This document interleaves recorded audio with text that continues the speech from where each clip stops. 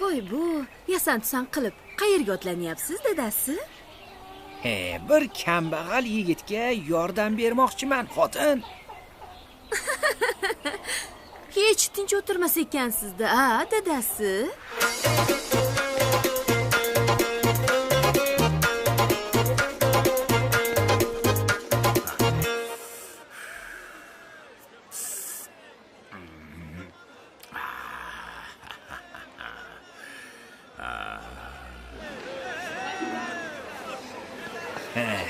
Men ichkarida bo'laman. Birozdan so'ng siz ham ortimdan kirib, Qosimboyga omonat qoldirgan pulimni qaytarib bering deysiz. Xo'p bo'ladi. Kelishdik.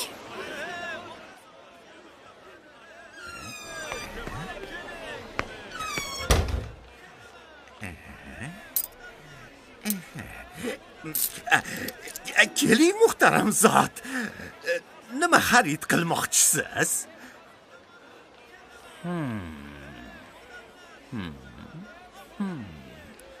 Bunaqa mollar o'zimni do'konimda ham tiqilib yotibdi. Oldingizga boshqa yumush bilan keluvdim. Xo'sh, qulog'im sizda. Men 100 tuyalik savdo karvonining xo'jayiniman. Ertaga olis yurtlarga safarga jo'nayman. Shuning uchun 2 sandiq oltinimni sizga omonat qoldirsammikin deb o'ylab qoldim. Juda to'g'ri o'ylabsiz, taqsir. Menga bemalol ishonavering. Oltinlaringizni ko'z qorachig'imday asrayman.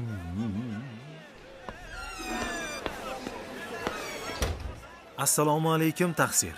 Bir hafta oldin sizga 100 tanga omonatni ishonib qoldirgan edim. Endi men qishloqqa qaytishim kerak. Siz o'sha men bergan omonatimni qaytarib bersangiz, men qishloqqa qaytardim, taqsir.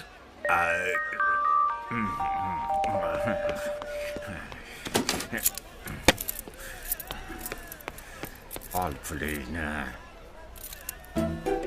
Rahmat sizga, taqsir. Bu yaxshiligingizni unutmayman. Barakalla. Chindan ham siz juda halol odam ekansiz.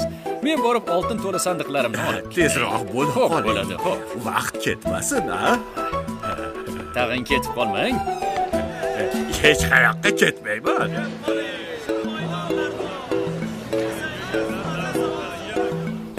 Rahmat sizga.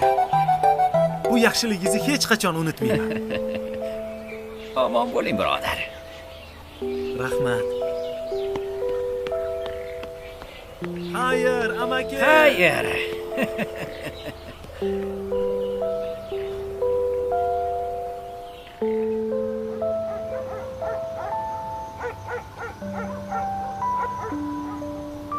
Sandiq oltin.